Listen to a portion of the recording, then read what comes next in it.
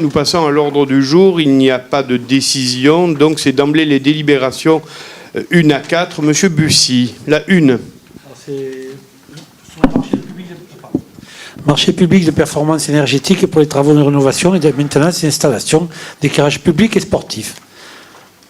Autorisation de signature d'avenant numéro 1. Question, remarque? Oui. Monsieur Sanchez, le micro. Voilà, oui, merci. Oui, donc le maître d'ouvrage qui a été retenu en commission d'appel d'offres avec un devis comparé à d'autres entreprises qui n'ont pas été retenues. Donc il doit donc respecter le cahier des charges, prévoir et maintenir son prix de départ. Voilà, donc au vu du coût très important de ces travaux, donc on pense que la commune devrait se montrer plus intransigeante et les prestations non prévues devraient rester à sa charge et non pas à la charge de la commune. Donc, par conséquent, on sera contre.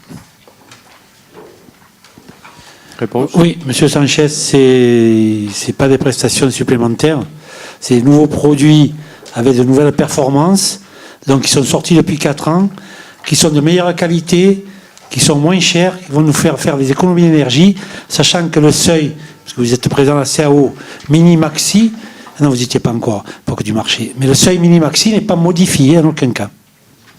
Ouais, je m'excuse, mais c'était la 2. Excusez-moi, je me suis trompé. Ah oui, parce que j'étais surpris. Dans la 1, il est bien écrit, ces prix nouveaux n'ont aucune incidence financière. Et voilà, j'étais surpris. Très bien. Donc je mets aux voix qui est pour, qui est contre, qui s'abstient. 3 abstentions. Alors la 2. La 2, c'est l'avenant numéro 1 au lot numéro 4, menuiserie, métallerie, serrurerie. Donc vous avez fait la remarque pour la 2, c'est ça? Oui, voilà, c'est ce que je viens de dire, c'était pour la 2. D'accord. Je réponds.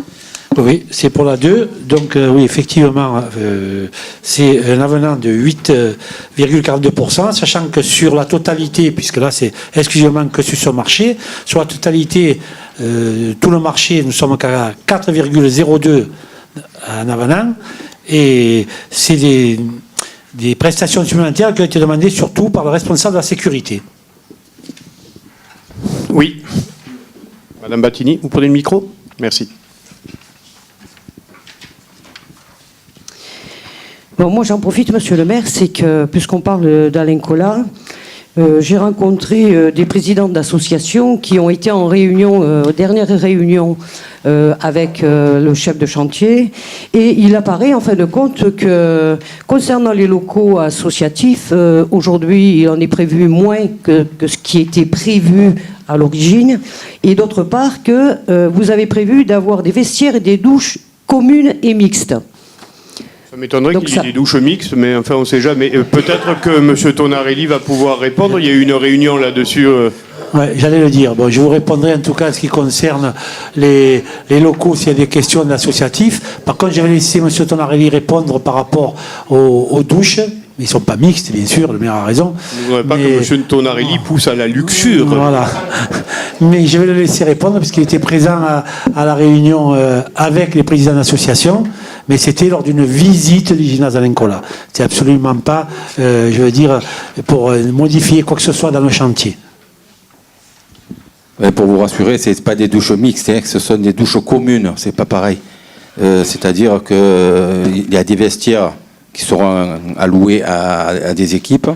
Et il y aura une clé qui fermera de l'intérieur et c'est le gardien qui donnera la clé au responsable du club au moment où il va aller se doucher.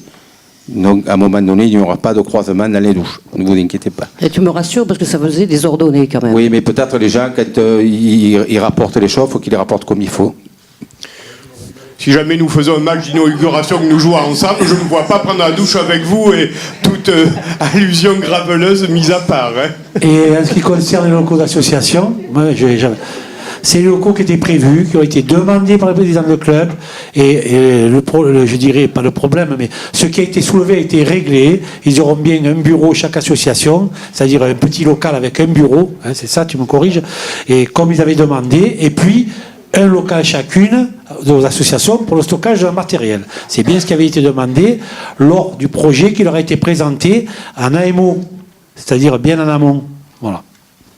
Donc dans le local, ils auront Internet, téléphone, prise électrique, et ils pourront recevoir, en fin de compte, leurs nouveaux adhérents. Ça leur a été répondu, c'est exactement ce qu'on leur a répondu. ils auront Internet, ils auront le téléphone, ils auront un petit bureau, ils auront une armoire pour stocker les archives, ce qui a été demandé le jour de la visite. La visite n'est pas faite pour ça. Néanmoins, on en a tenu compte et on y a travaillé la semaine d'après, en réunion entre les services techniques et le sport, et toutes les solutions qui avaient été soulevées par les présidents de l'association ont été réglées. Non, toute plaisanterie mise à part, le chantier Alain Colas était un gros chantier et j'espère qu'à la rentrée, ensemble, nous l'inaugurerons et vous verrez que c'est une réalisation tout à fait exceptionnelle. Bien, je mets aux voix qui est pour, qui est contre, qui s'abstient, adopté. 3 contre, 2 abstentions. Et non, ah oui, M. Amarou n'a pas donné procuration, une abstention. La 3, concernant un marché à procédure adaptée pour les travaux de rénovation des groupes scolaires. D'accord. Alors, la maire l'a dit, voilà. C'est les travaux de rénovation des groupes scolaires pour l'été 2015. Vous avez 7 lots, donc 2 infructueux et 5 ont été attribués cette semaine par la CRO. Pour un montant approximatif autour de 300 000 euros hors taxes comme chaque année. C'est à peu près ce que nous nous sommes fixés depuis plusieurs années, ce qui fait que nous avons quand même réussi à bien requalifier nos groupes scolaires. Des questions ? Oui, monsieur le maire, parce qu'on n'a pas reçu les attributions. En fin de compte, on a toujours la première délibération. Donc, Vous l'avez reçu par mail.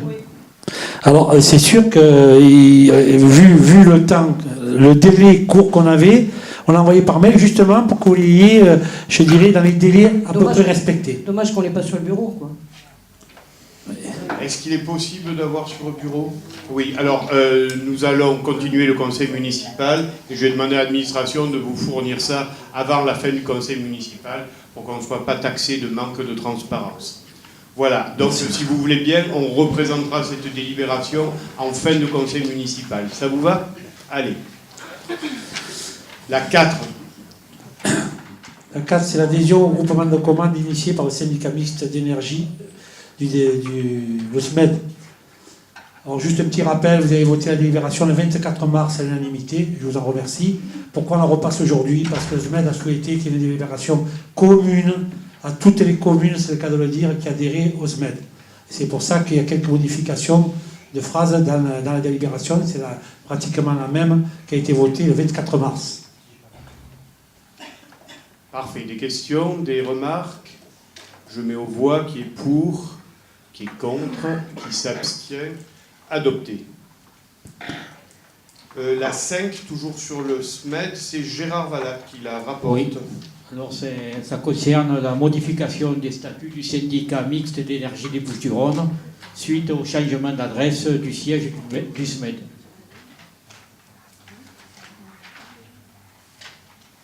Pas de questions ? Qui est pour, qui est contre, qui s'abstient. Adopté.